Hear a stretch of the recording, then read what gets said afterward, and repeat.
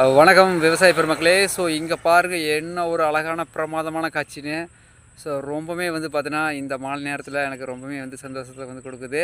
So இதுக்கெல்லாம் மிக முக்கிய காரணமே பார்த்தீங்கன்னா விவசாயம் தாங்க. ஸோ அடிப்படை உயிர் நாடியும் விவசாயம் தான் நமக்கு.